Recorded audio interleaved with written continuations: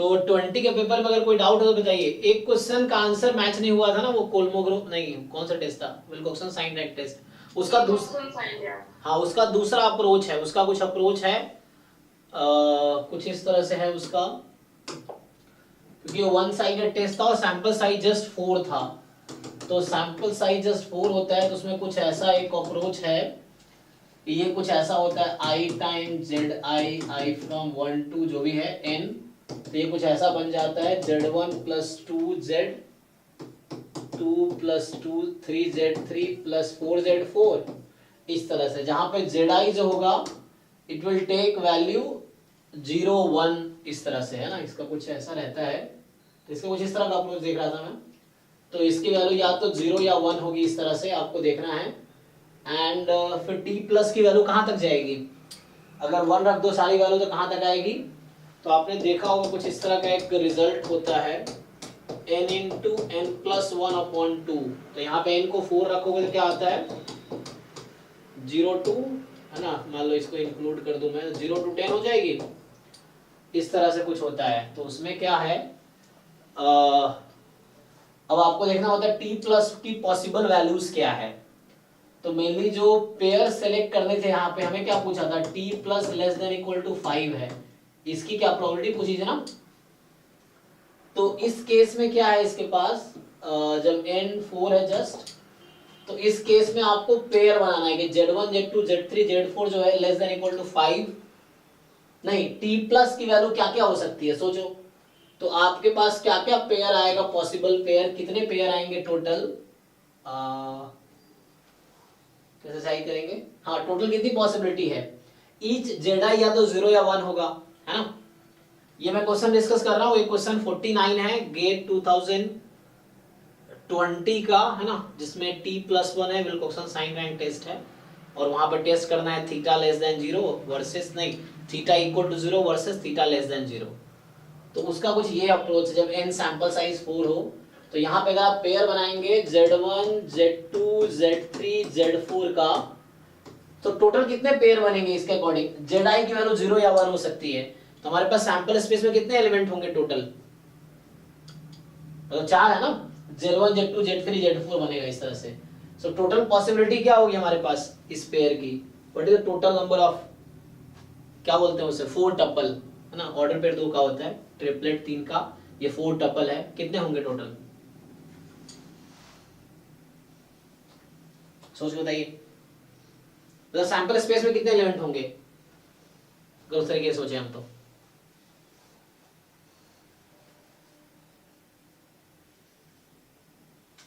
अरे भाई तुम लोग क्या दिमाग वाग लगाओ थोड़ा बहुत, ईच जेडाई 0 या 2 होगा, तो इसके कितने टोटल कॉम्बिनेशन बनेंगे, z1 या तो 0 या 1 हो सकता है, z2 0 या 1 हो सकता है, z3 0 या 1 हो सकता है, z4 0 या 1 हो सकता है, सो टोटल कितने कॉम्बिनेशंस बनेंगे इसके 4 टपल के, कितने बना कितने 16, हाँ 16 है ना, तो टोटल हमारे पास सैंपल इसमें 16 एलिमेंट्स हैं। अब हमें ये काउंट करना है कि उन 16 में ऐसे कितने फेवरेबल आउटकम है जिसके करस्पॉन्डिंग t प्लस की वैल्यू 5 या 5 से कम हो जाए, टोटल 16 अगर मैं बनाऊं तो कुछ ऐसा बनेगा ना, 0 0 0 0, एक ये हो सकता है 1 0 0 0, फिर 0 1 0 0 0 0 1 0, फिर ऐसे ही है ना बनाएंगे टोटल, तो लास्ट में 1 1 1 1 ये बनेगा, ये टोटल 16 पॉसिबल आउटकम्स है टोटल 4 टपल के करस्पॉन्डिंग। अब आपको बताना है इनमें से कितने आउटकम्स हैं जिसके करस्पॉन्डिंग t प्लस की वैल्यू 5 या 5 से कम होगी, 5 होगी या 5 से कम होगी, आपको काउंट करना पड़ेगा। So how many out of this 16 how many elements, ये सैंपल स्पेस समझिए, तो इन सैंपल से कितने आउटकम्स हैं जिसके corresponding t5 less than equal to t plus less than equal to 5 होगा, मतलब फेवरेबल आउटकम काउंट करने, ऐसे कितने फेवरेबल आउटकम होंगे, तो ये आपके पास t प्लस की वैल्यू है। तो अगर हम लिखे फेवरेबल आउटकम, अगर मैं लिखूं यहाँ पे, चलिए ट्राई करते हैं, तो एक तो 0 0 0 0 तो हो ही जाएगा, और ये 4 जो बनेंगे ये चारों तो होंगे ही ना, होंगे पक्का, हाँ तो ये 4 तो हो ही जाएगा, 1 0 0 0, फिर 0 1 0 0, फिर या 16 लिखते हैं उसमें टिक कर लेते हैं हम, ये भी कर सकते हैं ना, टोटल लिखेंगे तो। सो 0 0 1 0 एंड 0 0 0 1, ठीक है, ये हमारे पास है टोटल। एंड तो ये ओके है। अब क्या ले सकते हैं, अगर मैं 1 1 0 0 लूं तो 2 + 1 3, फाइन। 1 0 1 0 0 चलेगा, 1 0 1 4 चल जाएगा। तो काउंट कीजिए कितने हैं, और क्या होगा, 0 1 1 चलेगा, हाँ चल जाएगा, 0 1 1 0 0, तो कितना होगा, 3 3 6 2 8 लिख दिए मैंने। एक और होगा इसमें, कौन सा एक, देखिए 1 0 0 1, 1 0 0 1 0, इसके करस्पॉन्डिंग, हाँ ये भी ठीक है, वैसे 4 ही है ना, और नहीं 3 हाँ ठीक है ना, नहीं 4 ही है, हाँ मतलब क्या लिखेंगे आप जो कहना चाह रहे हैं, 1 0 0 0, मतलब 1 0 0 1, ये नहीं लिखा हुआ मैंने, चलेगा ये, चल जाएगा ना, 5 आ जाएगा इस पे, ठीक है, इक्वलिटी लगा हुआ है वहां भी, चल जाएगा। अब कोई और नहीं आएगा, अब चेक करके देखिए, तो हमने 1 एक बार भी नहीं लिया, फाइन है, एक एक बार लिया 1 है तो चारों आउटकम आ गए, 2 2 1 वाले ऐसे 4C2 है ना, 6 आउटकम्स होंगे जिसमें से हमारे पास 4 फेवरेबल आया, क्योंकि अगला आप लेंगे जैसे लास्ट दोनों 1 ले लेंगे तो 7 आ जाएगा सम, ये दोनों लेंगे तो 6 आ जाएगा, तो 2 हटा दिए तो 4 आ गया, अब आगे कोई भी लेंगे तो नहीं आएगा, तो ये 9 फेवरेबल आउटकम्स है आउट ऑफ 16, तो ये इसका आंसर है। और आपको उसमें क्या पूछा हुआ है पेपर में पूछा हुआ है 32 into probability T plus less than equal to 5। So ये इसका अप्रोच है, तो इसका हमें ना थ्योरी डिस्कस करना पड़ेगा, तो ये 18 इसीलिए आंसर है ना, तो इसका आंसर यहाँ से 18 आता है। तो ये आपको, हाँ सर मैं अपने प्रोफेसर से बात कर रही थी, जी जी, तो सर बोल रहे थे कि ऐसे करके मतलब गेट नहीं निकलेगा, मतलब वो सब्जेक्टिव क्वेश्चंस को बहुत थॉरोली पढ़ना पड़ेगा, यस, तब जाके उसका मतलब गेट निकल सकता है। ओके, तो आप मतलब 1 साल और ड्रॉप करने का प्लान कर रहे हो आप? नहीं, मैं वही तो पूछ रही थी, वही थॉरोली पढ़ूंगी तो ये कब पढ़ूंगी क्वेश्चन। देखो चूंकि उन्होंने थोड़ा पढ़ा, इसलिए देखो होता क्या, हमारा mind set is the biggest asset, मैं बता रहा हूँ, हम जैसा इंसान किसी एग्जाम की तैयारी नहीं किया, मैं ऑनेस्टली बता रहा हूँ, ना मैं कभी जैम की तैयारी किया, ना कभी गेट की तैयारी किया, ना कभी नेट की तैयारी किया, कभी नहीं किया, और एग्जाम में बैठा एग्जाम निकल गया। अब हमने कभी थोड़ा इतना कभी नहीं पढ़ा, पिछले साल गेट का एग्जाम दिया, सिर्फ जैम में जो पढ़ाता हूँ उसी बेस पे दिया, 53 मार्क्स आए, हो गए, तो वो उनकी थिंकिंग है, अगर उनकी थिंकिंग आप कैरी करोगे तो आप 4-5 साल इंतजार करो, आराम से थोरो एमएससी की सारी चीजें पढ़ो, 4-5 साल बाद गेट का एग्जाम देना, ठीक है, तब ठीक रहेगा। वरना हमारा जैम का बच्चा गेट कैसे निकाल लेता है, ईशान शर्मा जो मैथ्स ऑनर्स का बच्चा है, वो सिर्फ मेरे साथ 1 साल जैम की कोचिंग किया, तब मैं गेट पढ़ाता भी नहीं था, गेट में पहली बार पढ़ा रहा हूँ थ्योरी, पिछले साल सिर्फ पीवाईक्यू कराए थे, पिछले साल मैं गेट का क्रैश कोर्स चलाया था, उसमें सिर्फ पीवाईक्यू कराया था, मैं थ्योरी नहीं पढ़ाया, थ्योरी में पहली बार पढ़ा रहा हूँ, और मुझे खुद भी बहुत अच्छे से आता नहीं, मैं सीख ही रहा हूँ समहाउ, ठीक है। तो और वो ईशान शर्मा जो मैथ्स ऑनर्स से ड्यू से मैथ्स ऑनर्स किया है, वो लड़का सिर्फ 1 साल जैम की कोचिंग किया, वो 17 रैंक ले आता है 40 मार्क्स लाके, तो आपके प्रोफेसर के हिसाब से उसका नहीं निकलना चाहिए, तो थोड़ा तो पढ़ा ही नहीं, तो एमएससी अब एडमिशन लिया इस बार कानपुर में, उससे पहले तो वो मैथ्स ऑनर्स, उसने कभी स्टैट्स पढ़ा ही नहीं था, उसने जो स्टैट्स पढ़ा सिर्फ मेरे से ही पढ़ा जैम के दौरान, कैसे निकल गया उसका एग्जाम, उसने थोड़ा तो नहीं पढ़ा, उसने स्टैट्स ऑनर्स किया नहीं, स्टैट्स में एमएससी किया नहीं, वो मैथ्स में ऑनर्स किया, वो पूरा साल 3 साल मैथ पढ़ता रहा सिर्फ मेरे साथ। मैंने उसे आप जो ये एब्सॉर्बिंग स्टेट वाला जो क्वेश्चन था ना मार्कअप चेन में, हाँ तो मैं जिसका वो पेपर मतलब वो हाँ, बहुत की है उस टॉपिक का, अरे उनका कहने का मतलब था कि 100 में 100 लाने के लिए गेट में आपको थोड़ा पढ़ना पड़ेगा, हमें 25 नंबर चाहिए, हमें सिर्फ 25 नंबर चाहिए, उसके लिए 4 दिन की तैयारी काफी है, सिर्फ 4 दिन बैठ के जो पेपर पिछले 5 साल के 4 बार कर लो ना, इतने में 25 नंबर आ जाएंगे। हाँ सर बोल रहे थे कि वो बोल रहे थे कि वो क्वेश्चन सॉल्व करने के लिए थोड़ा सा बुक पढ़ना पड़ेगा, तो पढ़ो ना, पढ़ क्यों नहीं रहे आप, इतने 2 साल में एमएससी किया, 3 साल बीएस किया, क्या कर रहे थे, तो कितना पढ़ो सर, पढ़ के तो आप ये देखो, पहली बात तो सोच थोड़ी वैसी है, आप ये क्यों नहीं अज्यूम करते इतना आपने पढ़ा वो सफिशिएंट है, इतना ऐसा ऐसा समझो ना, आपके आपने जितना अभी तक पढ़ लिया, 2 साल 3 साल बीएससी किया आपने, 2 साल एमएससी किया, 1 साल ड्रॉप हो गया, आप ये समझो ना कि आपने 6 साल में जो पढ़े वो काफी है। अब क्या करना है, क्वेश्चन सॉल्व करना है। अब पढ़ोगे इतना, जिंदगी भर पढ़ोगे तभी परफेक्ट नहीं बनोगे, ये चीज है ना। सबसे बड़ी चीज क्या है, इंसान का दिमाग ना थोड़े उस तरह के होने चाहिए। मैं थोड़े अपने लाइफ के कुछ चीज बताता हूँ। जैसे लोग पीएचडी कर रहे हैं, उनका ये कहना है कि पीएचडी करके ट्यूशन नहीं पढ़ा सकते, और तो इतना टाइम ही नहीं मिलता। कैसे नहीं मिलता भाई, मैं 6 घंटे डेली पढ़ा रहा हूँ, 8-9 घंटे डेली पीएचडी का काम कर रहा हूँ। मैं पीएचडी में भी बाकी लोगों से बेटर हूँ, टीचिंग में भी बाकी लोगों से बेटर हूँ, दोनों जगह अच्छा कर रहा हूँ। क्यों? क्योंकि मेरा दिमाग कहता है मैं दोनों कर सकता हूँ और अच्छे से कर सकता हूँ, इसलिए मैं कर पा रहा हूँ। तो सबसे पहली चीज, अपनी ब्रेन को थोड़ा सा ठीक ठाक करो, है ना। ये जो कुछ लोग कह दिए उसकी बात मान लिए, अरे ठीक है, वो अपने एक्सपीरियंस से कह रहे होंगे, क्यों उनकी बात मानेंगे हम। हाँ सर, वो मतलब बहुत सारी क्वेरीज में दिया था कि पीएचडी करने से पीएचडी में टीचिंग नहीं करना चाहिए। अरे सबकी अपनी सोच समझ है ना। मैं तो 2.5 साल में पीएचडी हो गई मेरी, मैं तो 3 साल पूरे होने के वेट कर रहा हूँ। मैं तो बस 6 महीने काट रहा हूँ कि 3 साल पूरा हो, मैं पीएचडी सबमिट करके निकलूं। ऐसे लोगों को मैंने देखा है जो 8-9 साल लगाए हैं, आप भी जानते होंगे। तो ये थोड़ी है उन्होंने 9 साल लगाया, अब कोई टीचर बोल दिया बेटा पीएचडी में 9 साल लगेंगे तुमको, अब मैं सोचूंगा नहीं मैं 9 साल लगा के ही जाऊंगा। क्यों लगाऊंगा भाई मैं, हैं? तो ऐसा क्यों सुनते हो लोगों की बातें, फालतू बातें। जो लगे ठीक है सुनो, वरना इग्नोर करो, चाहे प्रोफेसर हो कोई भी हो। कुछ प्रोफेसर ऐसे भी होते हैं, बोलते कि जो डीमोटिवेटिंग होते कि इतना टाइम लगेगा तो टाइम कंज्यूमिंग है, ये सब कुछ। तो उनको क्यों सुन रहे हो आप, टाइम लगेगा तो क्या हो जाएगा।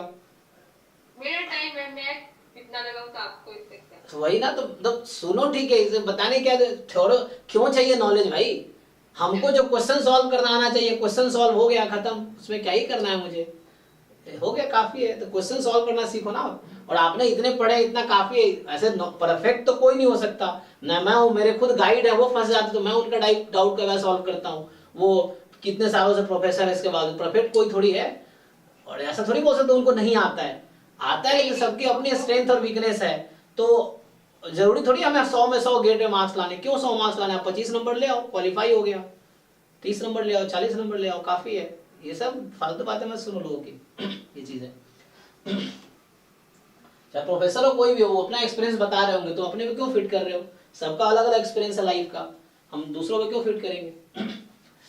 ठीक है जी, तो ये आंसर है इसका। इसीलिए टैलेंटेड लोग लाइफ में सक्सेसफुल नहीं होते, वो होते हैं जिनकी थोड़ी माइंडसेट ठीक होती है। टैलेंटेड भी हो, माइंडसेट भी ठीक हो, तो बहुत आगे जाओगे। नहीं तो एक कमजोर बच्चा तुम देखो लाइफ में बहुत आगे चला जाता है, क्योंकि उस तरह से उसकी सोच समझ उसके हिसाब से। थोड़े से मेंटल प्रिपरेशन बहुत इंपॉर्टेंट है उसमें, जर्नी में, कि खुद पे भरोसा रखना, कि जो कर रहे हो उस पे भरोसा रखो। ये है, दुनिया छोड़ो, दुनिया क्या कर रही है, अब खुद मेहनत करो, हो गया। ठीक है, चलिए। तो हम लोग ये 20 का एक क्वेश्चन था, ये मैं देख रहा था कहीं का ना, तो ये अप्रोच है, इसके पीछे की आप थ्योरी पढ़ सकते हो। तो ये टेस्ट स्टैटिस्टिक, ये P+1 आता है ये लोग, और उसके हिसाब से आता है ये।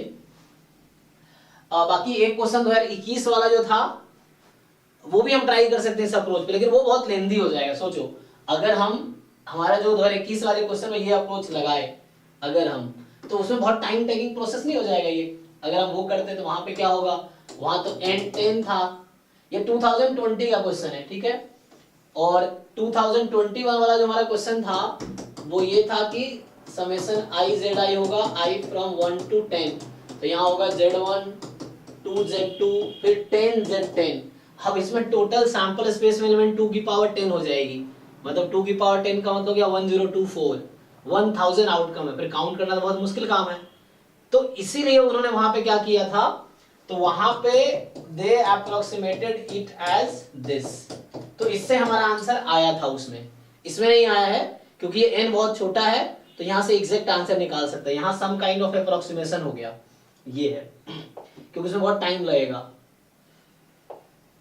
और यहां से n इंटू n+1 2n+1/6, ठीक है ना, इस तरह से है। और गेट जैम निकालने के लिए बहुत ज्यादा थ्योरी जानने की जरूरत नहीं है, हमें प्रॉब्लम सॉल्विंग स्किल डेवलप करने की जरूरत है। ऐसे मेरे कई सारे फ्रेंड है जो पीएचडी कर लिए, उनका आज तक नेट नहीं निकला है। इवन खड़गपुर में भी हैं लोग ऐसे जो पीएचडी कंप्लीट हो गया है या हो रहा है, उनका नेट नहीं निकला है। क्यों? उनको नॉलेज, ऐसे कोई नॉलेज नहीं है, पीएचडी कर लिए वो नॉलेज कैसे नहीं है, लेकिन नेट क्यों नहीं निकल रहा? क्योंकि प्रॉब्लम सॉल्विंग स्किल उनकी वीक है। नेट या गेट निकालने के लिए प्रॉब्लम सॉल्विंग स्किल डेवलप करनी पड़ती है, वो आप सॉल्व डेवलप करोगे तब निकलेगा, वरना आप कितने विद्वान हो जाओ तब भी नहीं निकलेगा। ये चीज है। तो प्रॉब्लम सॉल्विंग स्किल डेवलप करनी पड़ेगी। थॉरली पढ़ने से सर नॉलेज तो हो रहा है, लेकिन मतलब बहुत टाइम कंज्यूमिंग। हाँ, मैं भी यही देख रहा हूँ कि आपके नॉलेज बहुत है लेकिन आपसे क्वेश्चन नहीं होते। तो इस नॉलेज, वो गेट वालों को फर्क नहीं पड़ रहा आपके पास कितना नॉलेज है, उससे उसको कोई फर्क नहीं पड़ रहा। उसको ये फर्क पड़ रहा है कि आपने कितने सही आंसर टिक किए हैं, वो इंपॉर्टेंट है उसके लिए। आप नॉलेज है नहीं है उसको क्या ही फर्क पड़ता है। आप तुक्का लगा लो, सारे क्वेश्चन तुक्का लगा लो, फुल मार्क्स आएंगे, कोई कंप्लेन नहीं होगा। ये चीज है उस तरह से। थोड़ा नॉलेज क्यों चाहिए आपको, 100 में 100 मार्क्स लाने हैं। और क्या आप इतने दुनिया में थोड़ा पढ़ने वाले लोग नहीं है क्या जो एग्जाम देते होंगे, उनके क्यों नहीं आते हैं? क्यों 50-60 पे ही फर्स्ट रैंक आ जाता है? वो भी थोड़े पढ़ने वाले लोग होंगे। और ये एक साल की कहानी थोड़ी है, हर साल की कोई यही कहानी है कि हर साल इसी मार्क्स पे राउंड आता है। ऐसा कभी हुआ है गेट में कि 100 में 100 बच्चा ले आया? नहीं हुआ है ये चीज। तो क्यों आपको 100 लाने हैं? ठीक है जी। तो अभी हम लोग 2019 का डिस्कस करते हैं। तो यहाँ पे मैं सोच रहा था ऐसे क्यों नहीं कर सकते, यहाँ बहुत ज्यादा केसेस हो जाएंगे ना। इसमें टोटल 2 की पावर 10 हमारे पास इतने केसेस हो जाएंगे।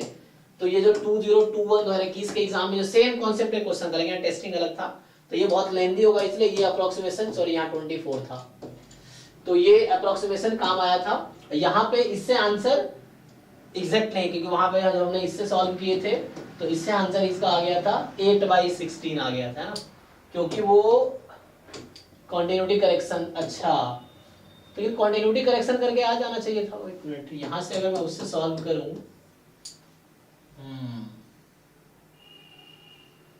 यस आ सकता है अगर मैं कॉन्टिन्यूटी करेक्शन यूज करूं। यहाँ इक्वलिटी है ना, तो जब आप नॉर्मल में ब्रेक करते हैं इसको, तो जैसे हमने ब्रेक किया था तो 5, ये आ गया था ना, n into n प्लस है ना 5, यहाँ पे कुछ आ जाएगा 4 5 और यहाँ पे कितना 11 जो भी है, तो 4 into 5 into 9/24 इस तरह से डिस्ट्रीब्यूशन था। अब इसका जो है यहाँ इक्वलिटी है ना, तो इसको अगर हम ब्रेक करें यहाँ पे t प्लस लेस देन 6 कर लो या 5.5 कर लो, तो यहाँ पे कुछ इस तरह से अगर आप करोगे तो कॉन्टिन्यूटी करेक्शन का कुछ आंसर आ जाएगा, लेकिन एग्जैक्ट नहीं आएगा ना, कुछ ये 5 के टर्म में आएगा, फिर 5 की जरूरत पड़ेगी यहाँ पे। तो चूंकि यहाँ n स्मॉल है काफी, 4 है, इसीलिए ये हो जाएगा। यहाँ थोड़ा टाइम टेक, यहाँ बहुत टाइम टेकिंग, इसलिए अप्रोक्सीमेशन से आंसर सही आ गया था, यहाँ पे नहीं आया था। ठीक है, ये अप्रोच था इस क्वेश्चन का। चलिए, तो अभी 2019 का पेपर डिस्कस करते हैं। 2020 में अगर और कोई डाउट किसी को है तो पूछ सकते हैं। 2020 गेट के पेपर में अगर आपने सॉल्व किया हो, डाउट है तो पूछिए। पीवाई को सॉल्व करना बहुत जरूरी, मैं कह रहा हूँ लोगों को लगता है उनको आता है लेकिन आता नहीं है। आप में से कुछ होंगे उसको लगता होगा आता है, लेकिन जब तक सॉल्व करोगे तब तक, सॉल्व नहीं करोगे तब तक नहीं पता चलेगा आपको कि आपको आता है कि नहीं आता है। सॉल्व करके श्योर हो जाओ। हमने 23, 22, 21, 20 ये 4 पेपर डिस्कस किए हैं। 1-2 क्वेश्चन हो सकता है इनमें से रह गया हो, लेकिन आप सॉल्व करो, पूछो, फिर हम ट्राई करेंगे, है ना। इस तरह से हैं, अदरवाइज आप सॉल्व करके देखो सारे क्वेश्चन। हम लोग 90 t माइनस भी यही फॉलो करेगा क्या? क्या क्या t माइनस जैसे t प्लस फॉलो कर रहा है ना ये, मतलब हाँ, तो t माइनस भी इसका देखना पड़ेगा। t प्लस का तो है ये, t माइनस का पता है। ये t प्लस यहाँ पे ये लोग एक्चुअली वो जगह टेस्ट स्टैटिस्टिक्स वही t प्लस ले रहे हैं। वहां पे हमने कुछ किया था ना कि w इज क्या लिया था, उसमें तो जैसे मिनिमम रहता है ना, minimum t plus and t minus, तो ये तो t प्लस के हिसाब से डिस्क हुआ है। तो अगर t माइनस आ गया एग्जाम में तो उसका भी देखना पड़ेगा क्या डिस्ट्रीब्यूशन है होगा इसका थ्योरी देखना पड़ेगा, क्योंकि ये विल्कोक्सन साइमन थ्योरी पढ़नी पड़ेगी। देखते हैं सर ज्यादा कुछ ऐसे मिल नहीं रहा डायरेक्टली, जो भी है वो टेबल के फॉर्म में है, डेटा है तो दिया हुआ है। हाँ, थ्योरेटिकली ज्यादा इन लोगों ने इस तरह डिस्कस नहीं किया। ये जैसे अभी प्रॉब्लम ही कहीं मैं देख रहा था ये, तो यहाँ समझ आया कि हाँ ये अप्रोच भी लगा सकते हैं, तो वहां से ये समझ आया कि इस तरह से है, तो प्रॉब्लम के थ्रू समझ आता है। वैसे हाँ, बुक्स में जो है वो डेटा के थ्रू ही समझा रखा है उन्होंने, जो भी कर रखा है। तो डिस्ट्रीब्यूशन, लेकिन मुझे देखना पड़ेगा, मैं श्योर तो नहीं टी माइनस भी ऐसा फॉलो करेगा। टी प्लस के लिए तो है ये था, इसके लिए डिस्ट्रीब्यूशन है, टी माइनस के लिए देखना पड़ेगा। पर मुझे लगता है कि क्योंकि क्या मीडियन से ही वो देख रहे थे ना हम लोग,